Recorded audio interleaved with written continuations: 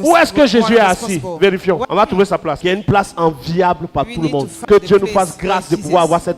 Même pas sa place, mais être à côté au moins. Mais sauf que sa place n'est pas la place du Père. Regardons ensemble. Marc chapitre 14, verset 62. Jésus répondit. Je le suis. On reprend au verset 61. Jésus garda le silence et ne répondit rien. Le souverain sacrificateur l'interrogea de nouveau et lui dit: Es-tu le Christ, le Fils du Dieu béni? Jésus répondit: Je le suis. Et vous verrez le Fils de l'homme assis à la droite de la puissance de Dieu et venant sur les nuées du ciel. Vous verrez le Fils de l'homme assis où? À la droite de la puissance de Dieu. À la droite. Ça veut dire que si le Père est assis au milieu, Jésus est où? Il est à la droite où il est sur les pieds du Père. Il est à la droite. Celui qui est au milieu, sur le trône du milieu, qui est-il? C'est lui qu'on doit adorer. Il est le propriétaire du ciel et de la terre. Le seul et l'unique Dieu. Regardons. Jésus même dit qu'il sera assis où? À la droite. Allons dans le livre de Romains chapitre 8 verset 34. Qui les condamnera? Christ est mort. Bien plus. Il est ressuscité. Il est à la droite de Dieu et il intercède pour nous. Il est où? Il est sur le trône ou à droite? À droite.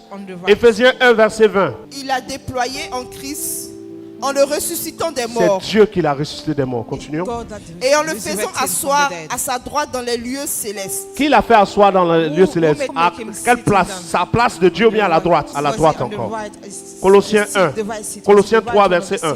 Si donc vous êtes ressuscité avec Christ, cherchez les choses d'en haut, où Christ est assis à la droite de Dieu. Il est assis où? Encore à la droite. Allons dans 2 Timothée, non plutôt même, Hébreux chapitre 1 verset 3. Dans tout le Nouveau Testament, à la droite, à la droite, à la droite, à la droite, vous dites au milieu. Étant le reflet de sa gloire et l'empreinte de sa personne, et soutenant toutes choses par sa parole puissante, a fait la purification des péchés et s'est assis à la droite de la majesté divine dans les lieux très hauts. Il s'est assis où? À la droite. Hébreux, on était à chapitre combien? Hébreux 1. Verset 13 maintenant. Et auquel des anges a-t-il jamais dit: Assieds-toi à ma droite, jusqu'à ce que je fasse de tes ennemis ton marche? Assieds-toi à ma droite, jusqu'à ce que je fasse de tes ennemis ton marche-pied. Si on vous dit restez assis jusqu'à ce qu'on claque des mains, je tape de mes mains, ça veut dire quoi? Tant que je n'ai pas tapé de mes mains, vous ne vous levez pas. Donc restez assis jusqu'à ce que je tape de mes mains. Maintenant, restez debout jusqu'à ce que je tape de mes mains. Pourquoi est-ce que quand je tape des mains, d'autres sont restés debout même quand j'ai déjà tapé? On dit restez assis jusqu'à ce que je tape. Ça veut dire que quand je tape, on se lève. Restez debout jusqu'à ce que je tape. Ça veut dire que quand je tape, on s'assoit. Jésus est assis à la droite de Dieu jusqu'à ce qu'il fasse de ses ennemis son marche-pied. Ça veut dire quoi?